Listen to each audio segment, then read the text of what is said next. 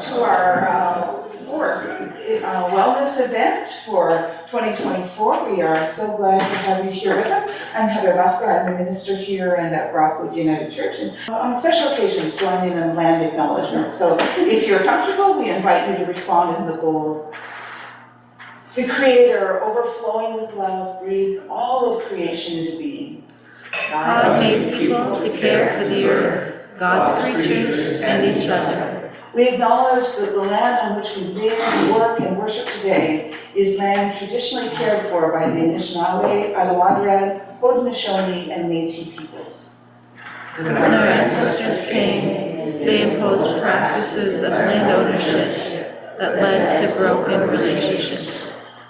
We acknowledge the enduring presence and deep traditional knowledge, laws, and philosophies of the Indigenous peoples with whom we share this land today.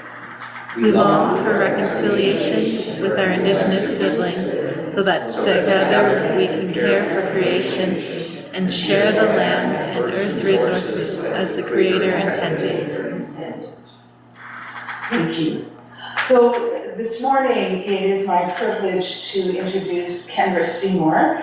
That's not her name when I first got to know her. I'm feeling really old because Kendra was a friend of our daughter Helen's when they were 6 or 7, and we subsequently moved away from Kitchener-Waterloo, and they stayed friends. And we did. We happened to reconnect in university. In university, and they have been friends ever since. They each have 3 children that love to play together. Kendra has twins, that's, and so there's all this delightful shared history. My most immediate memories are our daughter Helen renting a gym in Kitchener and the 6 kids wreaking havoc with balls and just trying to stay out of the way, and Kendra lugging furniture around to get Helen moved, and we're going to do that again in 5 weeks. So she's a great friend to Helen. She's been working, this is why I'm feeling old, in mental health area for 16 plus years, and mostly with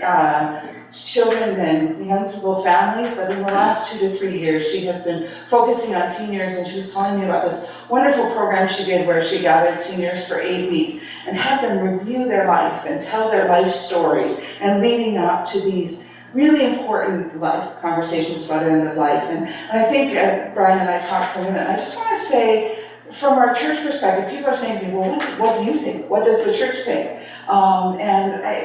It's not so much what I think or what you think, it's can we make a space for each other to glean the knowledge we need so that people can make the decisions that are right for them.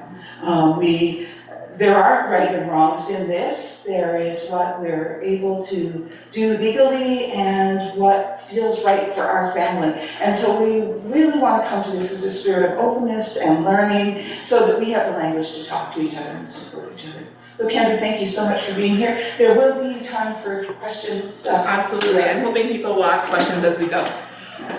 There's lots of technicalities. I'm caught in something here. There we go. Lots of technicalities, lots of words, and lots of new information. So please ask questions as we go along. Raise your hand, interrupt. I hate to get to the end and it's like, way back at the beginning I had this question. I'd rather just ask the question as it comes up, please. Okay? So yeah, we're going to talk about MAiD. Basic agenda, give you a little brief who I am. I know Heather gave some information. I'll give you a little bit more background on me. Going to touch on the history of MAiD in Canada.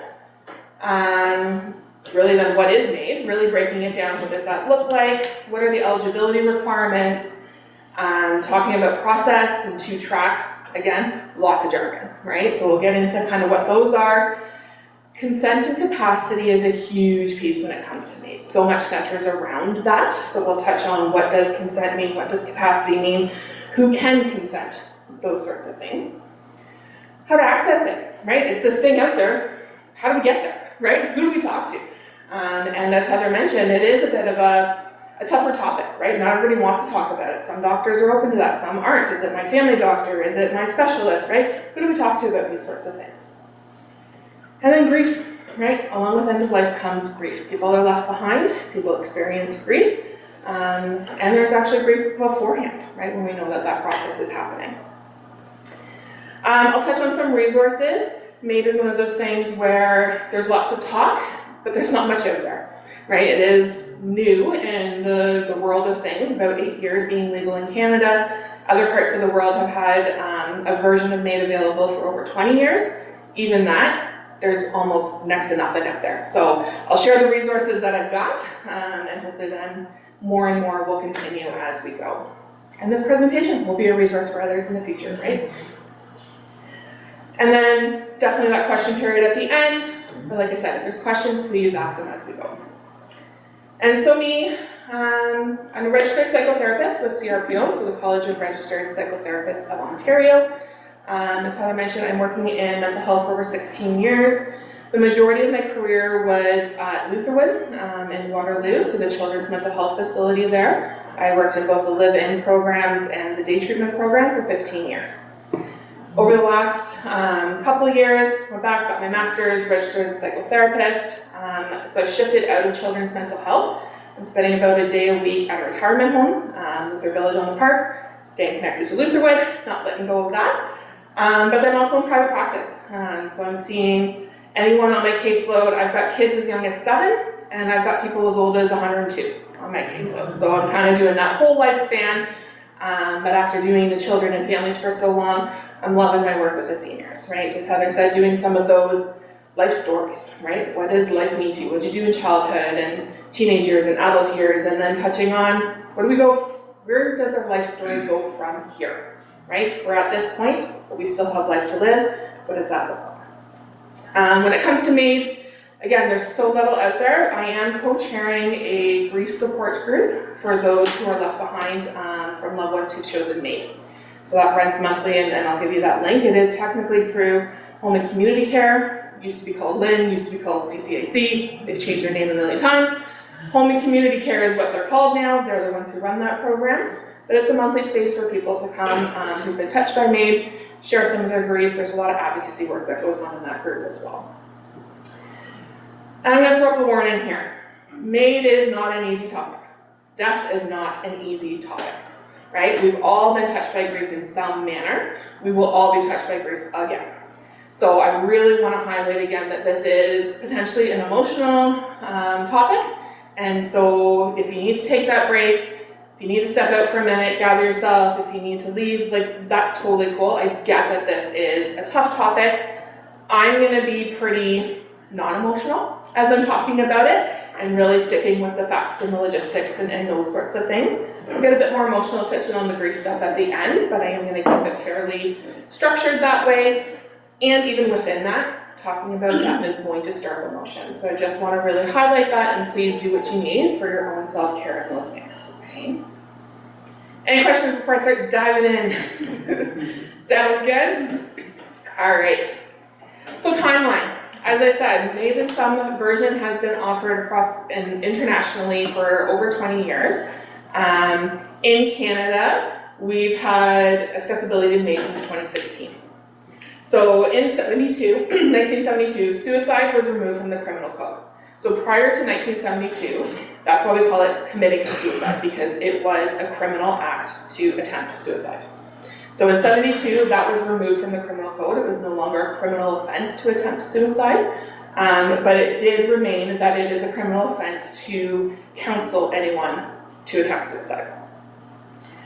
So then in 93, Sue Rodriguez was suffering from ALS. And so she challenged the criminal code in regards to the freedom to choose, right? Bodily autonomy is really where MAiD stands from. Unfortunately, she lost a 5-4 vote. It was again challenged then in 2012. Gloria Taylor, also struggling with ALS. She fought the courts in that the suicide laws were unconstitutional. She, again, lost in a split decision.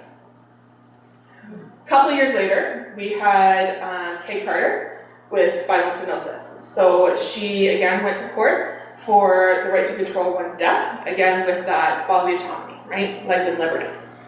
She won, right? So you can see the landscape has changed over time in Canada. So with that win, the Supreme Court had deemed the government needed to make changes to the criminal code. So those changes came into play then in 2016 with Bill C-14. And so that established legislation to allow MAiD only when death was reasonably foreseeable. So those were the words that were used, reasonably foreseeable. That left the door open wide in terms of, is that 2 weeks, 2 months, 2 years, what's reasonably foreseeable, right? So that it gave us some basis to start on that legislation. 2017, there was a joint challenge to the criminal code. So Jean Truchon with cerebral palsy and Nicole Gladue with the post-polio syndrome. So they challenged it that it was too restrictive, right? So that it didn't allow for those who didn't have death as reasonably foreseeable, but were suffering with a grievous and irremediable condition. Like I said, lots of jargon, we'll talk a bit more about those pieces. And so they took it to court and they did win. So they were able to recognize that the law was too restrictive. And so then in 2021, we had Bill C7 come into play. So this created 2 tracks. So it kept the eligibility for those whose death was reasonably foreseeable, and it created a pathway for those whose death was not reasonably foreseeable. And there are some differences in how to access those 2 tracks, which again, I'll get into some of those details as we go. It also added in 2021, Audrey's amendment, which is a waiver of final consent. And so again, I'll get into that a bit more, but there is the whole process, consenting to the process, consenting to getting assessed, but then on that day of, in the moment as the procedure starts, there needs to be capacity for consent. That can be challenging, and so sometimes people don't retain consent in that last moment, and that's where Audrey's amendment comes in to be able to waive that consent. Again, I'll get into a little bit more detail of where that came from. Audrey was a Canadian out on the East Coast struggling with breast cancer, and so that she felt like she had to choose the MAiD procedure earlier than she wanted to because of concerns of losing consent. So that's where that waiver can come in to help. I don't think it totally alleviates it, but it can help alleviate some of that pressure to go ahead with MAiD prior to being ready for that. This is where we're at today. This is the last legislation. There is a caveat, again, around mental health when it comes to MAiD, and I'll touch on a little bit of where that's at. I'm sure people have heard there's been some things in the news this spring, things were supposed to change, they haven't, but I'll touch on that as we continue here. Any questions about that timeline? No questions online, Lisa? We're good? Okay. So what is MAiD? Right? So medical assistance in dying. That is what Canada has chosen. There's a lot of disagreements maybe around what to call it. Some people call it euthanasia, right? Some people call it assisted suicide, right? There's lots of different terminology for it, each bringing its own connotations, right? When we think of euthanasia, we think of putting our pets down, right? When we think of assisted suicide, the suicide's got so much connotation and negativity to it, right? So there's a lot of talk about what do we call this, and as a therapist myself, the words people choose tell me a lot about how they think about this kind of a topic, right? So Canada's calling it medical assistance in dying, MAiD, which makes it hard. When you try and Google it, you got a lot of cleaning services that come up. So, it's easy to say, but Google's not as helpful when you call it MAiD. So MAiD in Canada is the process that allows someone who is found eligible to receive assistance from a medical practitioner to end their life. So again, these are the criminal code jargon that we're talking about here. And so a medical practitioner in Ontario is a medical doctor or a nurse practitioner. So we do have that ability for nurse practitioners to provide and assess. Quebec's got a little bit different, but for Ontario, for our purposes here, those are the 2 medical practitioners. So myself as a therapist, I don't qualify, or a naturopath, or those sorts of things. You need to have that MD or the nurse practitioner. And so then there's 2 options for the actual procedure. So typically what people choose is that the medical practitioner directly administers a substance that causes death. And so expanding on this, again, very logically, not emotionally, this is a number of medications. Typically, one that puts you to sleep would be the start, and then the second and third ones suppresses your system, so ultimately stops your heart, and those are administered through IV. The second option is for the medical practitioner to provide or to prescribe a drug that the eligible person takes themselves in order to bring about their own death. So this option is typically prescribed as a drink, that you would drink high in barbiturates that would ultimately suppress your system and end your life. Typically, like the data shows, I think we've had a handful in Canada since 2016 that have chosen the self-administered method, but by and far 99% choose to have a medical practitioner do that. In the US, there are some states that allow for this type of procedure. They only allow, though, for the self-administration. And so they have seen that there are concerns with people who can't drink anymore, right, that are reliant on IV fluids.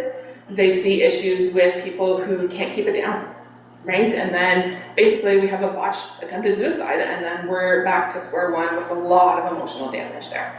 So it is absolutely a viable method, and the preferred method typically is administration via IV. And with the number of drugs that they use, it's basically a guarantee, because really the first two should do it, and I think most doctors use 3 or 4 meds just to ensure. Any questions there? Yeah. So is there a medical staff or practitioner there when it's being administered? Yes. So is there a medical practitioner there when being administered? So yes, option one, absolutely the doctor is present, the doctor is typically pushing the plunger. For the second one, typically they are there. They don't have to be there though for self-administration. Okay. Any other questions? Yes. Yeah. How long does it take when it's administered? Is it that day? When it's when it's administered IV, it's within minutes. Oh. Right. It is a very sudden procedure. You're asleep very quickly. Think about when you go and have surgery and put that mask on and you're asleep. It's pretty much that fast. The heart might take a minute or two, 3 or 4 minutes to slow down. My understanding is a lot of doctors will wait 2 to 3 minutes to actually declare death, even after the heart stops, just to ensure that we have that solid death. Okay, so it is a very quick procedure. Once the procedure starts, it is lengthier if you're self-administering, because it is absorbed through the stomach versus directly into the IV system. So that one is a little bit of a longer procedure, but would be the same sort of thing with the falling asleep and then the heart stopping. Okay. Yeah. Any other questions? Okay. So, why do people request MAiD? Right? There's a lot, again, stigma, controversy, concerns around being able to access MAiD. Oftentimes, what the research is showing, disease-related symptoms, right? When we're suffering, right? That grievous, irremediable suffering. Loss of autonomy is also the other big one, right? That we're reliant on family, friends, caregivers, paid caregivers to take care of us, and we don't like not being able to do things for ourselves. We feel like we're a burden, right? Those sorts of things can drive people. Loss of ability to enjoy life, right? If we're that vibrant person who used to go on hikes and do all the gardening and have those in-depth conversations, but now we are in a wheelchair and unable to verbally communicate, that makes it hard to enjoy life, right? And so at that point, terms I like to use is that life is not worth living, right? And so people are making that choice then. If it's not worth it, why do I continue to do that? Fear of future suffering is another big one I'm starting to see, especially when it comes to concerns around dementia. There's a lot of people who are worried about what does life look like if I end up with that, and therefore going and choosing MAiD before getting to that point. Existential, I can't say that word as many times as I try. You can read it on the screen. So just that general suffering, right? And where do we go from here, and what's next in life, and what meaning does life have, and all of those sorts of things. And then there's people out there who just want that control, right? That if this is going to be my life, I want to choose what I'm going to do with that, right? I want to choose that I'm going to continue to have the treatments and try all of these things, or I want to choose that I'm done. This is my life, this is my body, I want to have that choice. And so eligibility, right? There's so many concerns when you look at the media. We've got some great media that provides great coverage on MAiD, and then we've got some media who is so concerned that, you know, people are being taken advantage of, and we're gonna, you know, get rid of all of the needy population because the, you know, medical system can't handle it, so we're just gonna kill them all, and those sorts of things, right? Realistically, the eligibility criteria is very strict. My understanding is there's actually more people being turned away versus people being provided MAiD who may be qualified, right? Doctors have good morals, right? We're not gonna be finding these, you know, doctor deaths that we hear about portrayed in the media. There's very strict eligibility requirements, and it's not always easy to access it. And so, to access MAiD, you need to meet all of the following criteria. So eligible for health services, gotta be covered by OHIP, doctors need to get paid. So you have to be 18 years old and mentally competent. So there is conversation around opening it up to mature minors. That's not gonna be happening forever. Like, that is like bottom of the priority list in terms of opening things up, but there is conversation around that if they're a mature minor, being able to make this decision. But at this current time, no mature minors need to be 18. You also need to be mentally competent. And so again, that's something I'll talk about with that capacity to consent, but you have to be of sound mind to make that decision, right? And then that's where that fear of dementia can come in, when people are losing that ability to make decisions. And then hold that thought and wait for later. So here's these words: grievous and irremediable medical condition.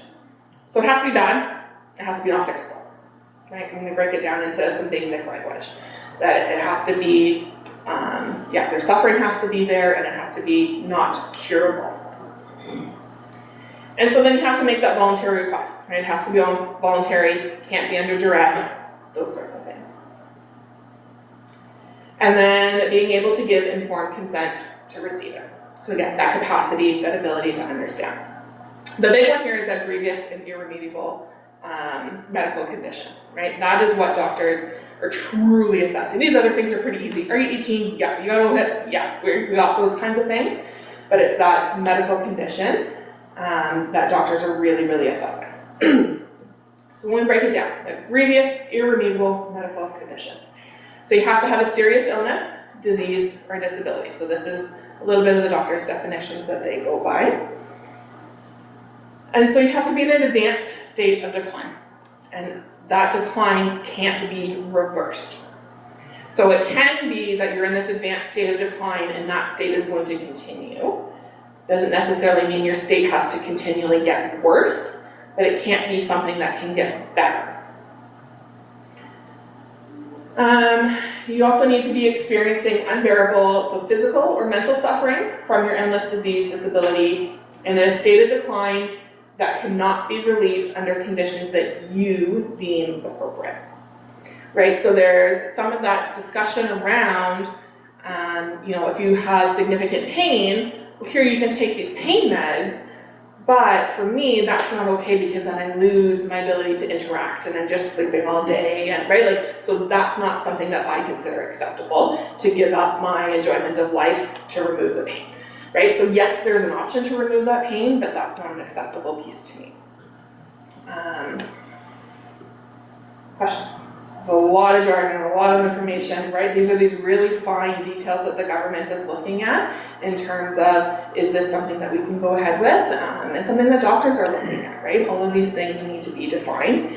Even within that, unbearable physical or mental suffering, what is unbearable to me might be very different for Lisa, might be very different for John, right? Like, so that's something doctors really have to consider, is that it's not their own unbearable suffering, it's what's unbearable suffering for you, right? I might not be able to live with a pain of 3, where other people might be okay at a pain of 5, right? That's something that each person has to determine for themselves. So that's where this is very, very dependent on the person. And we can run into issues between loved ones, right? With your loved one saying, what do you mean? Like, you're not in that much pain, you can handle this, versus no, like, this is the end of the world for me, right? Like, there is discrepancies that way, and it's not about what your spouse or loved one or partner think, it's about what you think and what you do. And so when it comes to mental illness, so on this last slide it says that unbearable physical or mental suffering, right? So mental suffering is part of the definition, but mental illness, so it doesn't disqualify you for MAiD, but mental illness as the only cause is not something you can access MAiD for at this point. And so if you are suffering from ALS, cancer, pain, etc., and you have depression or anxiety or whatever it is, that's okay. If you are accessing MAiD because you only have depression, you only have mental health illnesses without a medical diagnosis, you're not able to access MAiD. So this is where the caveat comes in, because initially, MAiD for mental health was supposed to come into play 2 years after 2021. So it should have come into play in 2023. So in 2023, the government says, no, we need another year. So then this year, the government says, nope, we need another 3 years. So that's the big one. So we were pretty sure that it would come into play this year. And then the government has pushed back for another 3 years. And so this is where you'll see a lot of that in the media, right? And it is a very, two sides to the story, right? And polls of mental health doctors, psychiatrists, really have shown that they are split. It is almost a 50-50 split within the psychiatry world if this is something they feel that they can support or not. My personal feeling is that if you've told us it's going to happen, you need to make it happen, right? Don't keep stringing us along here. If it's not going to happen, let's end it and make that caveat. But now they've pushed it, to 2027, which will also be after the next federal election. That will likely have a significant impact on whether this ever comes into play or not. Because we know that different governments have different views on things. And so ultimately this year they have said that each of the provinces has expressed not feeling ready to open it up to mental health. It will open it up to a significant number of people. There is a lot of nuances between suicide and accessing MAiD. There is a lack of understanding of the irremediable. Are mental illnesses something that can be cured? Is depression something that can be cured? There's really a lack of consensus on that. So there is a gap, there's a lot up in the air about this, and there are a lot of people holding on to this, really looking for this, that are looking to end their lives, right? And so this is a touchy spot, but at this point, if your only diagnosis is mental illness, you cannot access MAiD. If you have other medical conditions and mental health, you can still access MAiD. Any questions about that? When you say other medical conditions, do they have to be irremediable? Yes. Yeah, so your medical conditions need to meet that grievous and irremediable kind of a thing. The mental suffering can be tied in with that anxiety, depression, those sorts of things. Another nuanced place is where people have what they believe are medical conditions and doctors have deemed it to be a mental health illness and that it's coming from your mental health. We know when we feel anxious, we get those butterflies in our stomachs, right? So it's that extreme version of that when people are suffering from mental health, that they have pains and aches and those sorts of things. And so there is a lot of reliance on specialists to help tease that out, especially when it comes to MAiD. So when doctors are doing assessments to determine if you qualify for MAiD, they do a deep dive in your medical history. They will consult specialists, right? There is a lot of depth that goes into that assessment to ensure that you truly do qualify. And oftentimes doctors will come back with, have you tried this? Have you thought about this? Not that you have to, but that they need to make sure that you're aware of all of your options before choosing. Does that help? Any other questions? Yeah. Yeah, what, say you've been diagnosed with an illness and the doctor's saying, well, you gotta do this and this for treatment, and you refuse that treatment, would that go against you applying then, say, to MAiD? It should not, legally. There's those moral pieces, we can't control everybody, and as it said in one of the previous slides here, just around that you consider acceptable, treatments that you consider acceptable. Oh, okay. Right, so there's treatments out there around like electric shock therapy or let's cut the limb off or whatever it is, right? If you don't deem that acceptable, that's okay. You have to have considered it and aware of it and recognize the consequences of choosing not to do that. You don't have to do that. Technically, legally, it should not count against your MAiD procedure. Does that make sense? Yeah. I see a question over here somewhere, yeah. Yeah, I just wondered if you could comment, because I know in Holland when they had MAiD equivalent, one of the things that was quite striking to me, and I won't healthcare, was the number of people that were offered the opportunity for MAiD, but didn't actually follow through. They died, and that's important at the end of the day. So do you know what the proportion is in Canada? Yeah, so the question is just around people who explore MAiD, get approved for MAiD, and then actually choose not to use it. And so absolutely there is a number that way. I'm not going to quote a percentage. It is a noticeable number that choose to do that, right? And so more recently on my own experience, my father-in-law is exploring MAiD for his as that back pocket thing. There is no intent to actually follow through, but wanting that as a back pocket. If things get to this point, it's in place, it's a card I can pull.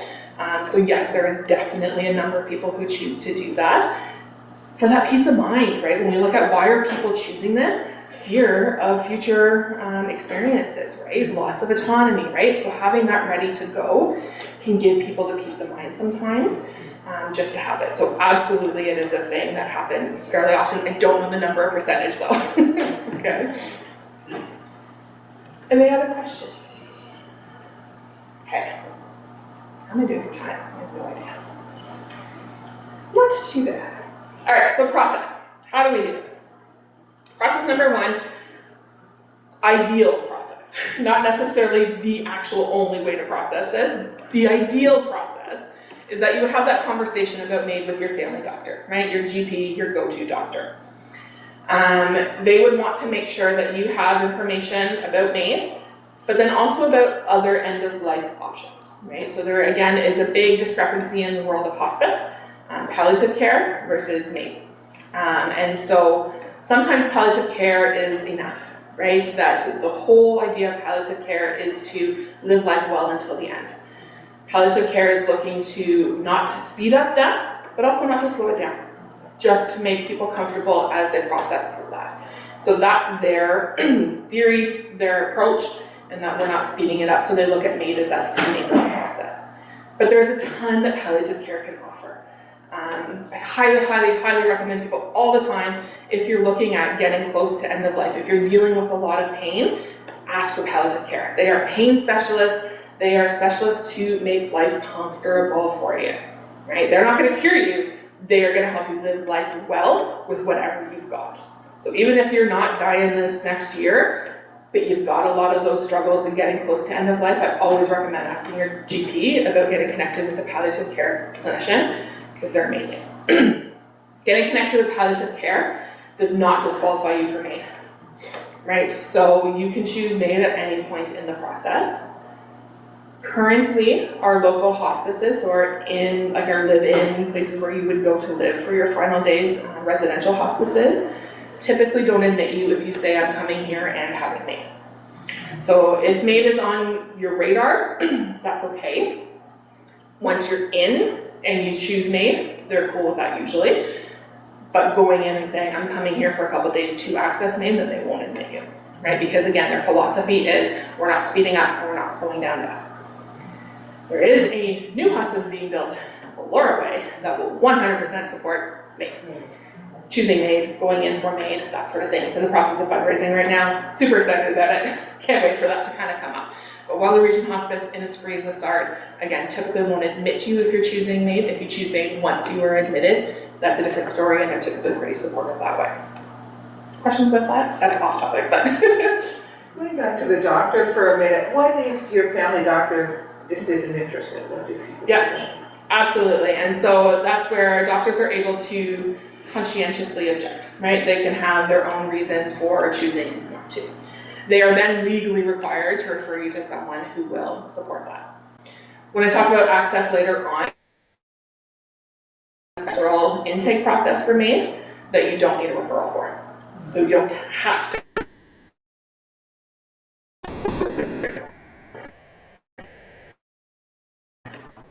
You can inform choice. Once you have a doctor who's willing to assess, so whether that's your GP, whether that's a referral to home and community care as our central access point, you do need a written request with 2 witnesses. So there's a form that gets filled out.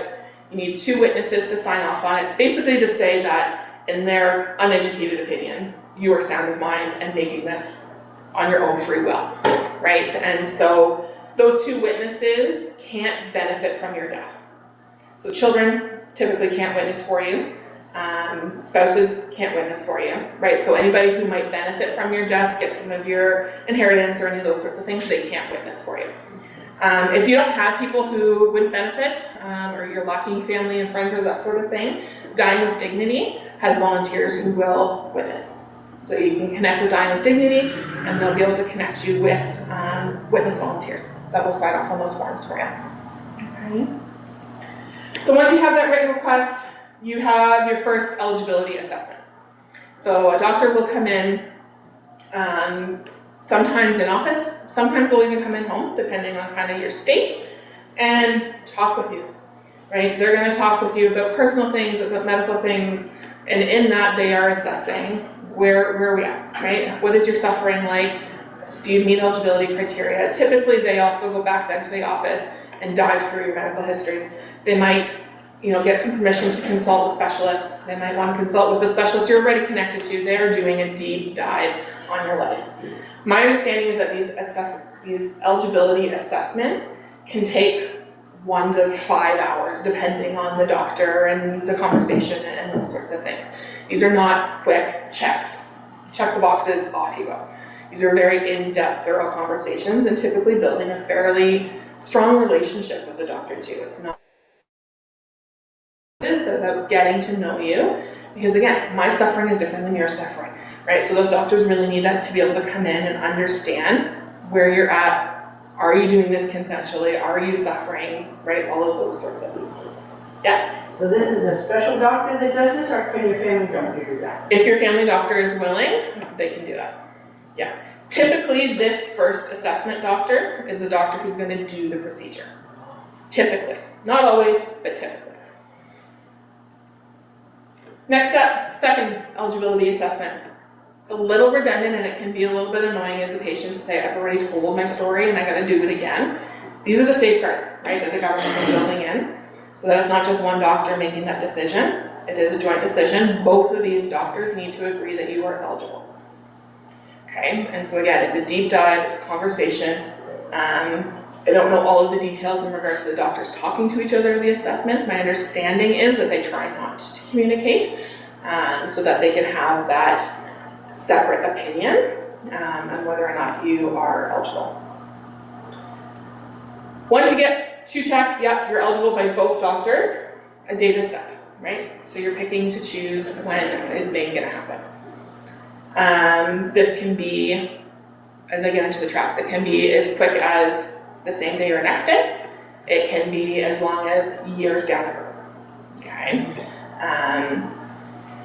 Actually, just because you set a date doesn't mean you have to use that date. Okay. You can get close to the date and say, nope, not ready. Right. Up till the moment that plunger is pressed or you drink that drink, you can back out at any point in this process. Right. And so there are people who have it in their back pocket that set a date for 6 months or after Christmas and then get there and go, no, I'm still good. Let's try again in 6 months, right? The doctors do want to stay connected with you just to maintain process, right? Because you might get to a point where all of a sudden you've had a fall or you've had an infection and you want it tomorrow, right? And so doctors typically try and follow you at regular intervals until you access that. When you're setting the date, you may consider waiver of final consent, okay? And so the waiver of final consent is something that is signed when you're setting the date for MAiD. And so that waiver of final consent, again, as we'll get into a little bit more, is basically saying that in the moment when the doctor shows up to do the procedure, you don't need to have capacity in that moment to access MAiD. I'm gonna hold that thought again. I don't want to explain it all here and then I have a slide and not say anything, right? And so then, yeah, the date comes along and administration happens. Okay. When we're considering where does that administration happen, that can happen pretty much anywhere, right? So MAiD can happen in some hospitals, most hospitals, not all will allow it. Some hospices, in home is typically where a lot of people choose. I've heard of people choosing like beachside and gardens and all of those lovely places. There is also a resource in Toronto called MAiD House, So it is a facility where you can go to have MAiD done if you don't have space. I've heard through the grapevine, I don't know which ones, some funeral homes have allowed MAiD to happen within their facility. So really where you can have MAiD is pretty open, unless there's that conscientious objection. So I believe St. Mary's in Kitchener does not allow MAiD at this point, but they will transfer you out. Grand River actually has a MAiD team within their hospital. I'm from Kitchener, I don't know about hospitals, so I can't speak to those, but, right, so some of them will and some of them will allow it. And so that's where waiver of final consent can come into play too, is if you're transferred and there is pain meds administered, right, capacity can be decreased. So that's part of that waiver of final consent. Questions about this process? Yeah? Did you always get the waiver for final consent? No. Waiver of final consent is only for track 1 clients, so people with death who's reasonably foreseeable. Yeah, so so if your death is not reasonably foreseeable, then there's no waiver of final consent accessible. Okay. Any other questions? Again, this is ideal, right? This process can take days, weeks, months. This process can happen over a weekend. Right, I have one client that I support, so that process started Friday, procedure happened Monday. Right, so it can be fairly quick, it can be a lot longer as well. So 2 tracks. So this is where when the legislation in 2021 came in to remove reasonably foreseeable death, that 2 tracks were created. So there is still that track 1, people whose death is reasonably foreseeable. There is still not a clear definition of what reasonably foreseeable means. Right, there are some other countries who have this safeguard, and it's doctors have to say you're going to die in the next 6 months, right? That they have like a strict timeline of what reasonably foreseeable is. Canada doesn't do that, right? And so there's that argument of we're all going to die someday, right? All of our deaths are reasonably foreseeable, right? So there's again some different preferences from doctors on what does that mean, right? And so if you are track 1, death is reasonably foreseeable, there is no waiting period. So those are the ones that can happen same day, overnight, over the weekend, very quickly. If death is not reasonably foreseeable, there is a timeline here. So there is at least a 90-day assessment period. And so my understanding, I'm not 100% sure on this one, that 90-day assessment period is between that first assessment and procedure. So it doesn't necessarily have to have both assessments, and yes, you're eligible, and then the 90 days, I believe it's 90 days kind of start a process to end a process. Yeah, this is just another safeguard the government felt is necessary to ensure that when death is not reasonably foreseeable, we have time to consider, right? What does that mean? How does that impact people? Those sorts of things. Talking about impacting people, MAiD does not have to be shared with anybody beyond yourself. So doctors do not have to tell spouses, family members, children, parents, etc. Right? So there is, again, this is your medical history, your medical procedures. No one else in this world gets to know that information without your consent. Okay? I have worked with some moms whose kids were set to access MAiD who they've had no contact with and don't know if they did it or not. Because there is absolutely no contact if you don't give permission for that information to be shared. Right, so that's something to consider, that you are in charge of who knows you're choosing this procedure. Who are you inviting that day? Who are you going to let know? Who are you saying goodbyes to? Right, there's so many different ways to lead up to MAiD that people can choose or not choose.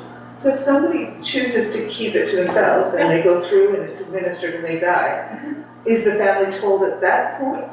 So typically when choosing a MAiD death, the death certificate reads whatever your medical condition was as the cause of death. So MAiD is not listed as cause of death. And so they are told that you have died because of your disease, not because of MAiD. So a family wouldn't be left reeling and wondering if they could have done something different because they just think you died of this. For sure, yeah. And even then, like with this mother that I'm talking about, because she's basically estranged from her child, she doesn't know, right? Like there is no contact, she's not listed as next of kin, right? Any of those sorts of things. So there's no information there whether or not she has a substone, right? And so it is important because not everybody agrees with MAiD, right? So there's definitely families who would have issues. I've heard stories of family members showing up and trying to disrupt the process and those sorts of things, right? So it is your legal medical history and so you are able to control that with your own consent. Okay, any other questions there?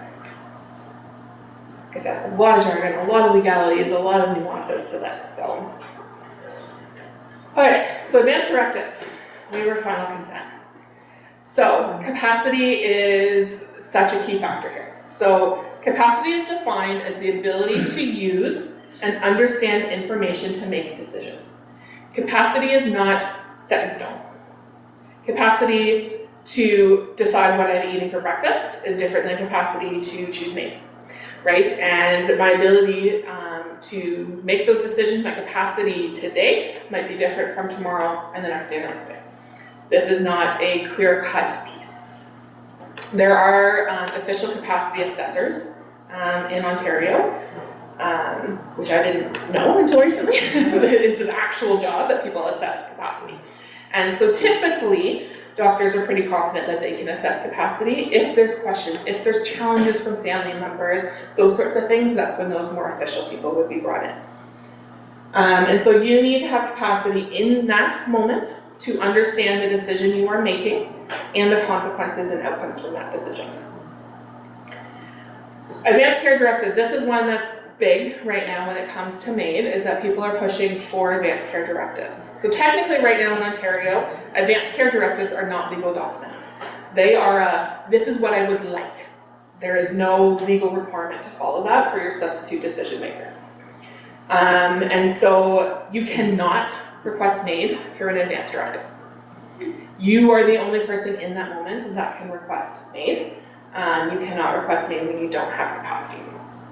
And so you can have it in your advanced care directive, this is what I would like, and nobody can actually make that decision unless you have the ability to do that. So this is definitely one that is being pushed in the advocacy work right now because of that dementia piece, right? And that if we get to that point that I'm not able to recognize family members, take care of myself, etc., because of dementia, then I want MAiD, there's a lot of pushback because what if you're happy? Right? What if you're still enjoying life, even though you don't know who your daughter is, right? So how do we know when to actually trigger this? And if I don't know who my daughter is today, what if I know her tomorrow, right? There's, again, no clear cut, just because I don't remember you today doesn't mean I'm never going to remember you again. There's no clear trigger points to be able to implement, especially something as final as MAiD. It is advocacy work happening right now. Die with Dignity is a really big piece of that organization. So this is one that you'll continue to hear a little bit more about in the media. And so waiver final consent. Here, talk about this a little more. So capacity, you need to have capacity. You need to be able to consent when you initially request MAiD and when you were initially found eligible. Once you're found eligible and you say, okay, I'm gonna have MAiD in 6 months from now, right? Day after Christmas, this is the date I'm choosing. When it comes to that day, that moment, that time, you don't need to maintain capacity if you're track 1. So if death is reasonably foreseeable. This is because, like I said, dementia can increase over that 6 months. 6 months is pushing it. Not all doctors will agree to a waiver of final consent that far out. 6 months and under is typically where they would agree to it. Because basically, it's a contract with that doctor. So it's only good for that doctor. Another doctor can't step in on behalf of the doctor you've got that consent with. It's just with that doctor. So yeah, dementia is a big piece that can set in to remove capacity, but it's also that those transfers, right? If you're in a place that doesn't allow MAiD and you have to be transferred somewhere else, oftentimes there are sedatives or pain meds or those sorts of things that are administered. And so they ran into people that don't have consent in that moment to know what they're agreeing to. And so then MAiD's called off and they're transferred back, right? Like it turns into this bigger piece. Even with waiver of final consent, if they show up, start the procedure, go to put an IV in, and you pull away, not happening. That is seen as refusal, right? Any sign of refusal then on that day, verbal, physical, those sorts of things, will nullify that, right? So that's even if dementia sets in and you're happy watching TV, and all of a sudden someone's coming over to put an IV in your arm, and you're like, I don't want an IV, we're done, right? That is seen as that refusal. And so that's where I mean, like at any point in this process, you can terminate the process as small as that. So yes, this can be helpful, Personally, I think it's a lot more that peace of mind, right? That there are so many nuances within this that can nullify that piece, but it can help with some of that peace of mind. I think more so for sedatives are in the system and abatements and those sorts of things, right? Again, this is only for people who are track one, death is reasonably foreseeable. Any questions there? Yeah. To go back to your point about this is an agreement between you and a particular doctor. What if in that 90 days or later, something happens to that doctor, or they retire from their practice? Do you have to begin the process all over again with a new? Okay, so yeah, what happens if your doctor who you've agreed with is no longer offering the procedure? Yeah. So no, you don't have to start the whole process over. The waiver of final consent is with that doctor. So the waiver of final consent would not be valid for a different doctor to step in. But if your doctor were to stop their practice, those sorts of things, a different doctor can step in to provide the procedure. Okay, does that make sense? Yes. Okay. Yeah, it's just the waiver of final consent is a contract with that specific doctor providing it. But if you don't have waiver of final consent and your doctor chooses to move on, leaves the region, whatever, they can pass you over to somebody else saying, yes, you're eligible, and they can go from there. If they're passing you on to a doctor who's not done an assessment, my guess is they're gonna wanna do an assessment as well, just for their own conscientiousness. But there's a small group of doctors in the region who do provide MAiD, and so they are pretty well interconnected that way. Okay. Any other questions? Good. All right, so how to access, like actually, family doctor, right? Go to your family doctor, and that's ultimately where we want you to start. The health network is basically our central intake. So this is the LIN CCAC, now called Home and Community Care. They have their main intake is where you would call and say, I'm interested in MAiD. They'll do a pre-screening and they'll get you connected with the doctor. Okay, so ideally they like to have the referrals from family doctors because they're gonna have to reach out to your doctor and get all your information. They prefer it just sent over to them, and it's an easier process that way.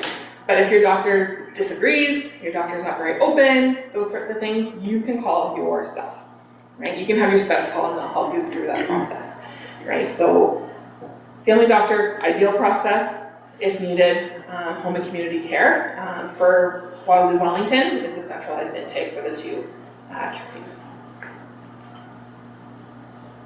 That brings us to grief, right? So once you have the process, people are left behind. I love this image of grief. All the different colors are different emotions, and time kind of along the bottom. They're up and down and back and forth and here and there and gold and not, right? There's so many things that come along with grief. When we look at something like MAiD, oftentimes there's this thing called anticipatory grief. I know I'm gonna die in 2 weeks from now. My spouse knows I'm gonna die in 2 weeks from now. There's grief happening there. We are anticipating this grief coming, right? And so that can be a particularly challenging time because we know it's coming, right? We have that fear, that dread, it's on the horizon. What do we do, right? And there's often this war between, I'm gonna miss them, and I don't want this to happen, and it's scary and it's sad, and how do I make the best of this? How do I enjoy this time, right? So there tends to be a lot of back and forth and a lot of emotions, and especially with this graph, that up and down and back and forth that you're gonna experience with those emotions. And then obviously the grief after the death, right? After that person uses that MAiD procedure and is dead, now they're really gone, right? That reality sets in. I knew this was coming, and I knew it, and you know, you can prepare yourself all you want. It's never going to be enough, right? That final moment is always going to be there. There's lots of ways of coping after death. Grief is a whole nother presentation I could do. With MAiD, there is a little bit of a difference between what people term a natural death and a MAiD's death. And so that idea, that request for MAiD, this person chose this. This person chose to die. They chose to leave me, right? I didn't do a good enough job to make them comfortable for them to stay, right? There's a lot of that kind of feeling that can happen, and that this wasn't, God took them from me. This was, they chose to leave, right? And so there's a lot of different emotions and feelings that can come around that. On top of that, you have that stigma. Again, it's not just you. the world, right? What do my friends think? What do my coworkers think? What do the kids think? What does the media think, right? There's so much portrayed in the media. So being able to say that, you go back to work and yeah, my husband died, he chose MAiD, right? Like, are we gonna say that, or are we gonna say, well, he died from ALS, right? Like, there's still that stigma of MAiD versus that natural death. And so that's where that peer support group that I'm co-chairing came into play in 2016, was that people went to typical grief groups and really felt, I don't fit here, right? My partner chose MAiD versus they had a heart attack, or they lost their spouse to cancer, or those sorts of things. And so they really found that they didn't fit well in the grief groups because of that stigma. People really couldn't understand their process of, I knew they were gonna die, right? We had this planned, it was a procedure, right? People couldn't understand the grief that came along with that and those experiences. And so that's where this MAiD peer group came out of those grief groups. Since people have had a bit more success with grief groups. But if we're going to a grief group at hospice, again, it's a very different setting where they don't necessarily encourage MAiD. So even the way the facilitators come at it and those sorts of things, it is a very niche experience that a lot of people don't have and so can't truly understand. Any questions there? Yeah. Are you also going to touch on the other side of, I guess we would say, the opposite of grief, like the relief for the spouse and the caretakers and the joy that this brings to people? Absolutely, right? And so there is that piece. There is that relief for caretakers in particular, when you have been caring for this person and doing all of their daily living activities, all of a sudden you got nothing, right? Like, you just have yourself to care for. So there's a huge piece of relief there. There can be a huge piece of, what do I do? What is my purpose now? Right? If your whole life has been devoted to this other person, all of a sudden you don't have that same identity. There is that relief piece. There is that people aren't suffering anymore. There is that freedom now to go travel, to live your life versus having to care for their lives. There's been some really, really cool ways to commemorate, and whether that's during the procedure or after the procedure, with people choosing, the music that is happening as the procedure happens. And with something like MAiD, because it is planned, you can plan to stay with the body for 10 minutes, 10 hours, right before that body has to be transported. You have that opportunity. It's not the hustle and bustle of the hospital and we need the beds, out you go, and those sorts of things, right? You have that ability then to really honor people. And again, when setting that date, you have that ability to have those celebrations of life, have those funerals with the people present, right? So that you can say goodbye to people. You have those opportunities to really turn it into something special to help you hold on to, which can change that grief process, right? So lots of different emotions, yeah. And because there's a medical practitioner there, the coroner would not have to attend, correct? Right. So the medical practitioner would share all that information with the coroner. At some point, the body has to be retrieved. My understanding is typically the procedures are done with that medical doctor and an assisting nurse. So that once the procedure is done, the doctor sticks around for a bit, but they're not going to sit there forever. Or that supporting nurse would typically be your medical person then long term until that body's been removed and kind of done that process. Okay. So yeah, like, there is so many different emotions that can happen. And typically there is that war of relief and sadness that they're gone, right? And so that can be really challenging for people to hold on to both of those things at the same time, because they are both true and valid at the same time, even if they're opposites. Right? This is my favorite these days. I love this grief jar. So typically people think grief shrinks over time. So that top line, right? That grief, that heart shrinks over time is what society thinks, right? It's gonna go away, it's gonna go down. That's not true. That is absolutely not true. Grief stays the same. That hole in our heart is gonna be there forever. What happens though is our jar grows, right? We get bigger around it, we grow around it. I often use the analogy of these jars, and grief, yes, is that giant heart. And so when the death has just happened, that giant grief is at the top. Right, so each day, each moment, when you stick your hand in that jar, oftentimes we're going to grab that grief. As time goes on, we're adding other things in, right? We're going back to work, or our grandchild's born, or we had a great day at the beach, or, right? We're adding other things into that jar. So as time goes on, the grief is still there, but it's a little more buried. And so sometimes when we stick our hand in, we're gonna grab happiness, right? We're gonna grab the relief, we're gonna grab something else out of that jar. And then there's days you're gonna stick your hand in that jar, and here's the grief. And that's what you're stuck with today. And you're gonna sit in it, and you're gonna live it. Right? And then, you know, an hour from now, a day from now, you might grab something else out of that jar. And sometimes it's gonna get stirred up, and that grief's gonna be on the top for another week. And then again, it's gonna get buried and go back down. Right? It's all over the place. Society does a really poor job of grief. Right? Especially when we are looking at like a workplace. Oh, your mom died? Oh, here's 3 days off. Get back to work after that. Right? Like, what is that? That is nothing. The Western society does grief very poorly. Other societies do grief a whole lot better. So, but here, yeah, get over it and move on. Oftentimes I have clients expressing this grief is their whole world, right? And people don't see that. Co-workers don't see that. It's been a week, it's been a month. What do you mean you're not over it? Yeah, but to us it's such a big thing, to them it's such a small thing, right? And we really have such a big discrepancy there. So yeah, this is one of my favorite visuals. Okay, and so wrapping up, so resources, you got all your legal jargon, Canadian government. I can share these slides if people want to take a look at it. This is all the legal stuff from the government.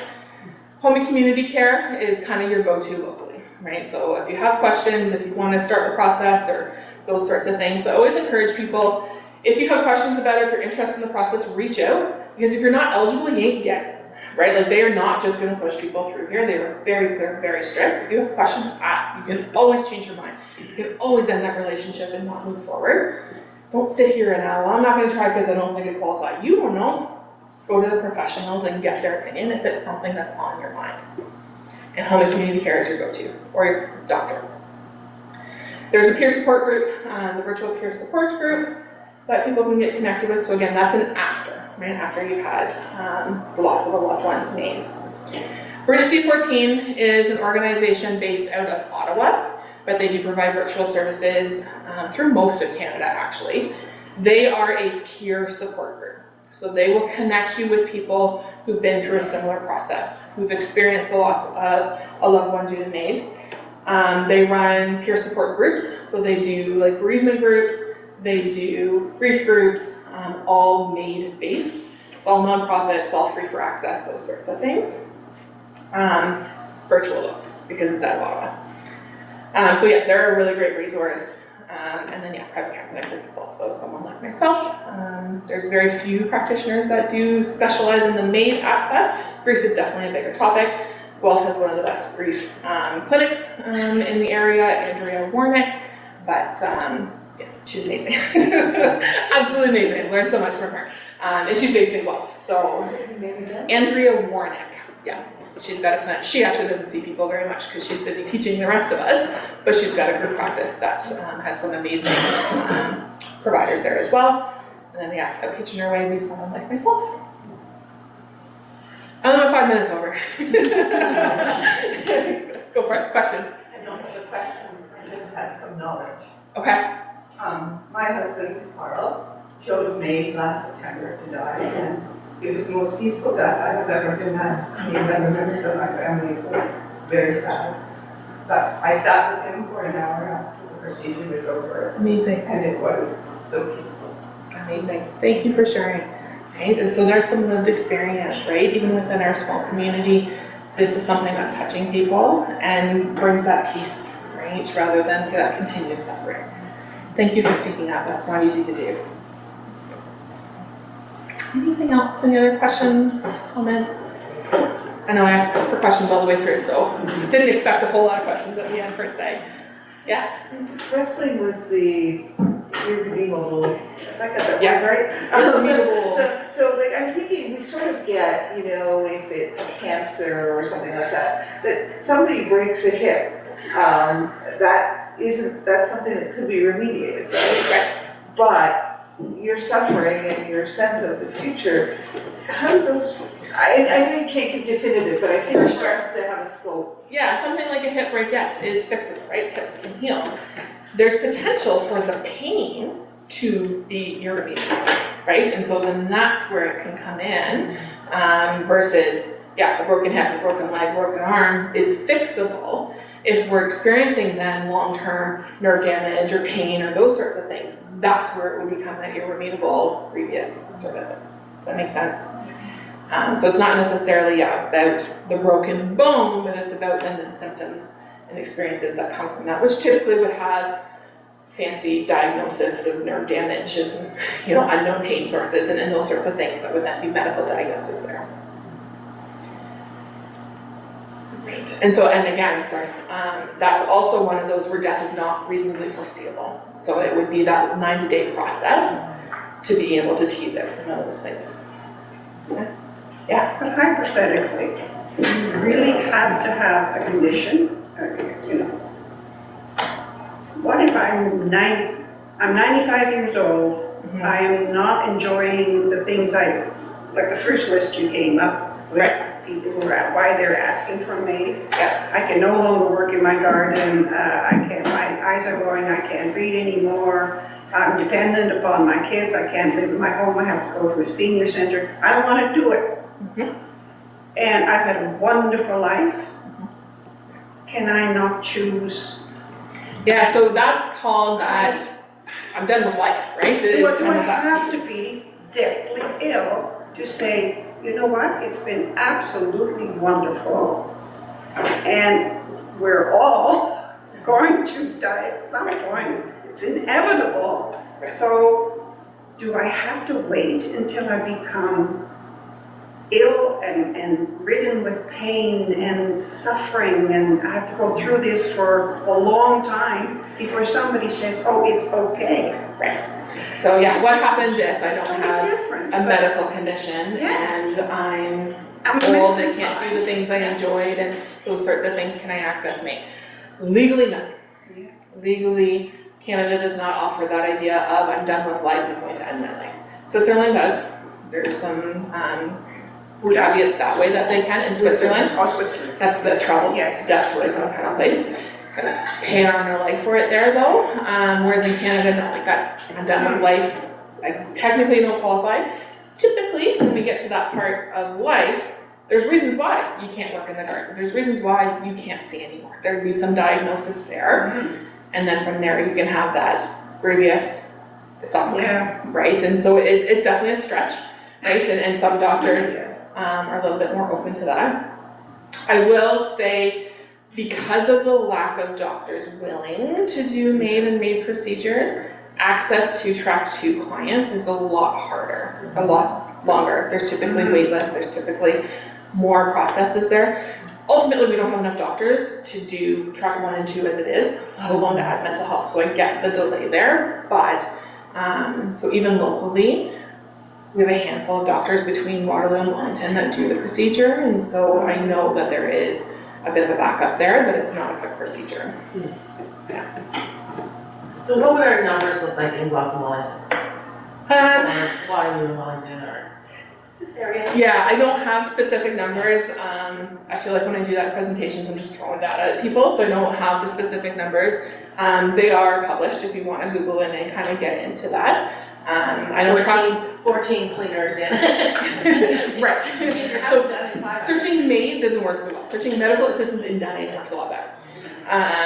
But yeah, I know locally we don't have enough doctors. Track 1 clients are being served because death is reasonably foreseeable. If death is not reasonably foreseeable, ultimately we don't have enough doctors. And so those people are being pushed off. They do get serviced, but it's not necessarily as quick as it would be if we had a sufficient amount of doctors. So I know home and community care is doing a push to try and get more doctors on board. There is a Canadian organization called CAMAP, but it's for doctors across Canada. They have actually launched a curriculum for doctors to learn MAiD and how to do the procedures and that sort of thing. It only was released maybe a year ago initially, so yes, MAiD's been around since 2016, but there's such a limited amount of stuff out there still. So yeah. So I don't have specific numbers, so I apologize. So I missed this up. So you go to your family doctor, they are not typically the person that's going to do MAiD then. Yeah, not typically. Okay, so if I'm thinking back to being a young woman and not knowing how to go to my doctor and talk about birth control, I can't imagine what you do if you have this doctor that you've got a so-so relationship to begin with. Right. And now I want to talk about this really important thing. Right. Is it, in that situation, is it better to go right to the Yeah, just call home and community care. home and community Yeah, care? if your doctor's not open to it, if you're not comfortable broaching it with them, if they're giving you pushback, just call home and community care. They have a whole team there that does this kind of stuff, so you'll get their centralized intake, but then they'll be able to suss you out and get you connected with the right person to at least answer questions and explore that process. Way in the back. So do you happen to have any pamphlets that you can take home and read and share with our families? Yeah, I can share. So again, it's not out there. I've created some stuff. I have a couple, I didn't expect this many people, so I didn't print them out. A couple little resource flyers with kind of all of those websites on it. But it's hard, right, with flyers because I can't advertise MAiD, right? Like I can't be saying, here, go do MAiD. So to have flyers is pushing the line there a little bit. I do have a one-page brief I've created that just says, MAiD is a thing, it's a personal choice, you know, there's eligibility requirements, and contact this number for more information. So I can send that to Heather to share. I don't have anything that's like this information, right? Because to counsel someone to suicide or to die is illegal, right? And so those of us, my college actually has no policies or suggestions around MAiD. So I have to go with what the social worker college is saying because my college actually hasn't told me anything. So it is a little bit of a fine line that way in terms of I can't say, here's MAiD, here's all the things and do this, which is partly why there isn't resources out there because it is bounding on some of those legalities, right? But yeah, I have a one-page, MAid's a thing, it's a personal choice, here's how you can get connected with more information so I can share that to be circulated. So you're okay, Kendra, if we post this on YouTube? Yeah. So then that means that you can say to your family, if you go to the Rockwood Stone YouTube page and look up wellness on MAiD, you'll be able to hear what I heard.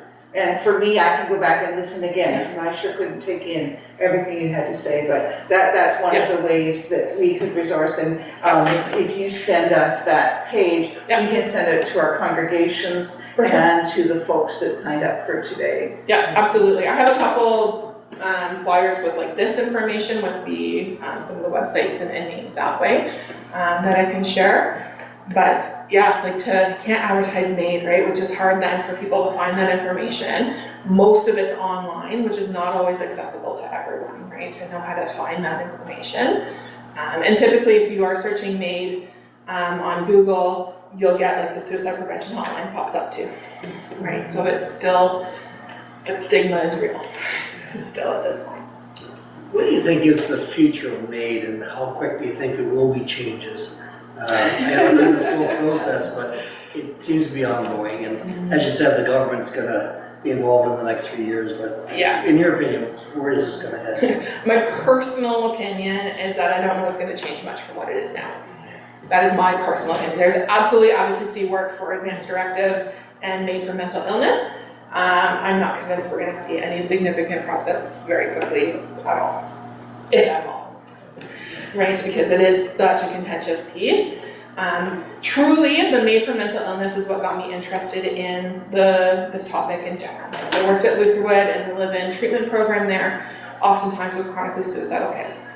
Right, so 14 to 18-year-olds, 12 to 18-year-olds actually, who were chronically suicidal, and I was intervening on suicide attempts, sometimes dealing.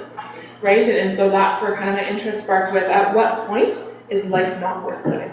Right, is ultimately where my interest stemmed from. Very much shifted from that. I get like mental illness is a significant thing and really can make life not worth living. And there's still such a lack of research. I'm a very black and white person to be able to say like yes and no, right? And so I'm not very hopeful anything's going to change from where it's at. And there's advocacy work, and technically MAiD for mental health should happen in 3 years, but since they've already pushed it off 3 times, I'm not super convinced that's going to happen. But that is my personal opinion. look at the report, the most recent ones were 2022, so there were 4.1% of deaths in Canada by MAiD, so that's 13,241. Okay. Yeah, it is definitely a larger number than we had initially expected, and it's, I want to say, was tripling the number of people each year since its inception. Yeah, it was at 31.2%. Yeah, I was thinking, it's about tripling each year since it's come into play. At some point, those numbers will even out. We are not significantly different from Switzerland, who's been doing it for 20 years. Right, so we're on par. We are 100% the most liberal access to assisted suicide that there is in the world. We have definitely the least criteria in that way in terms of who it's open to.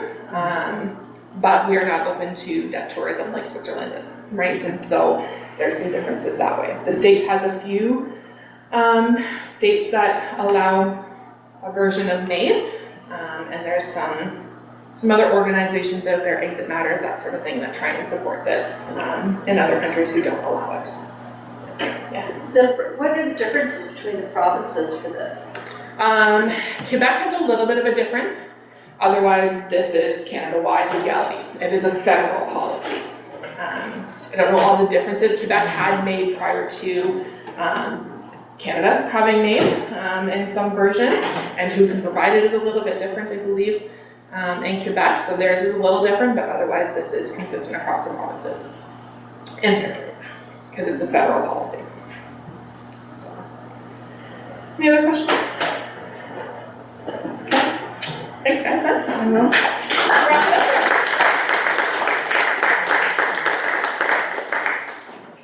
Kendra, thank you so much.